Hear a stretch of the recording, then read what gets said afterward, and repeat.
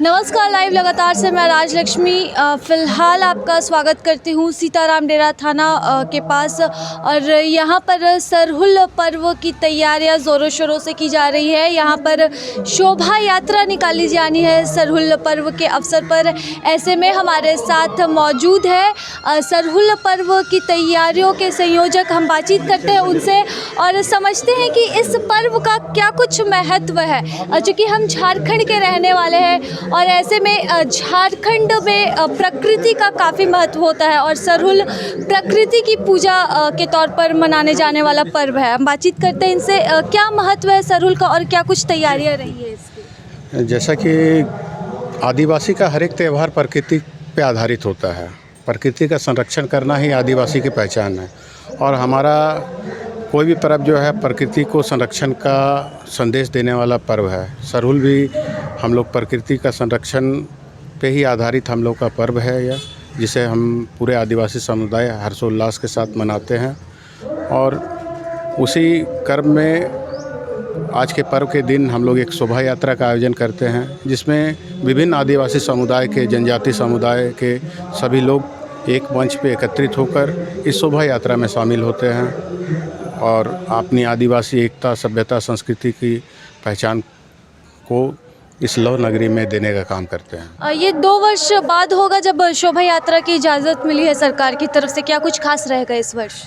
इस वर्ष चूँकि जो गाइडलाइन आया वो बहुत ही अंतिम समय पे आया है, तो इस वर्ष हम लोग काफ़ी मन में लोगों का उत्साह है कि 2 वर्ष बाद की हम लोगों को शोभा यात्रा का जो है करने का अवसर मिला है। लेकिन कुछ पाबंदियां भी है, जिसके चलते जो है जैसे कि 6 बजे तक शोभा यात्रा का समापन कर देना है।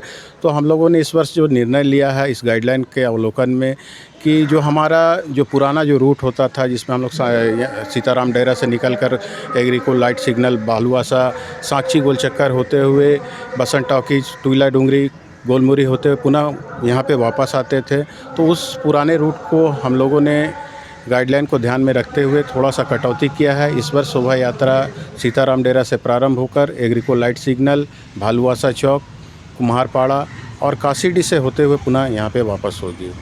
और चूँकि लोगों में उत्साह तो भरपूर है और इसका झलक आप लोग को शोभा यात्रा के माध्यम से देखने को मिलेगा। प्रकृति का संरक्षण का हम लोग संदेश भी इस शोभा यात्रा के माध्यम से पेश करेंगे। वो पूरे झारखंड भर में काफ़ी जोश के साथ मनाया जा रहा है। क्या कुछ खास है और क्या तैयारियां चल रही है यहाँ पर? किस तरह से शोभा यात्रा निकाली जाएगी? सरहुल पर्व हम मुंडाओं के लिए, आदिवासियों के लिए नया साल के समान है। हम लोग नया वर्ष मनाते हैं। इस नया वर्ष में हम लोग नया फल, नया धान, इसका उपयोग हम लोग करते हैं और आज के दिन से ही ये शुरुआत होती है। इसीलिए हमारे जो तैयारी है, आज यहाँ से जुलूस की तैयारी है, प्लस और जो भी हमारे मुंडा समाज के जमशेदपुर के रहने वाले हैं जो भी, उन सभी को यहाँ आज आमंत्रित किया गया है। सभी शाखाओं से लोग एकत्रित होंगे और नया साल हम लोग जिस तरह अन्य समाज के लोग नया वर्ष को सेलिब्रेट करते हैं, उसी तरह हम लोग का भी पारंपरिक तरीके से इसका सेलिब्रेट करने के लिए यहाँ पे सब एकत्रित हो रहे हैं। सब बड़े छोटों से इस तरह से मिल रहे हैं। हमारे साथ मौजूद है पप्पू सरदार। हम उनसे बातचीत करते हैं। आज वो इस सरहुल पर्व का हिस्सा बनने के लिए आए हैं। कैसा लग रहा है आपको, चूँकि झारखंड की एक संस्कृति का ये एक अहम हिस्सा रहा है ये पर्व? हम लोग झारखंड में रहते हैं और इस संस्कृति में शामिल होना ये हम लोगों के लिए सौभाग्य की बात है। हम लोग को गुरूर होता है कि हम लोग जिस राज्य में रह रहे हैं उन लोगों के साथ शामिल हो रहे हैं।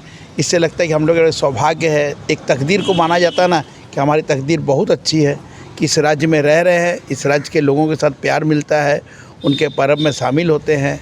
इससे बड़ा सौभाग्य और कुछ नहीं हो सकता।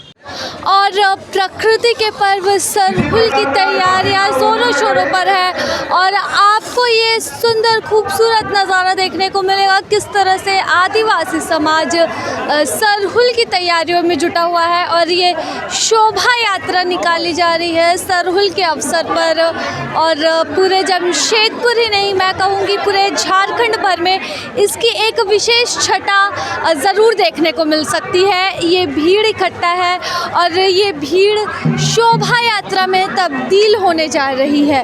तो इसकी खास तैयारियां चल रही है और प्रकृति से लगाव और प्रेम की गवाही देता है ये त्यौहार सरहुल, जहाँ पर लोग प्रकृति के प्रति अपने खास लगाव को बताते हैं और बताते हैं, कहते हैं और समझाते हैं लोगों को कि किस तरह से अपने प्रकृति को संरक्षित रखना है, क्योंकि इसी से हमारे आने वाला भविष्य संरक्षित रह सकता है। तो इसी के साथ नमस्कार, मैं राजलक्ष्मी लाइव लगातार से। न्यूज अपडेट के लिए आप हमारे चैनल को सब्सक्राइब करें।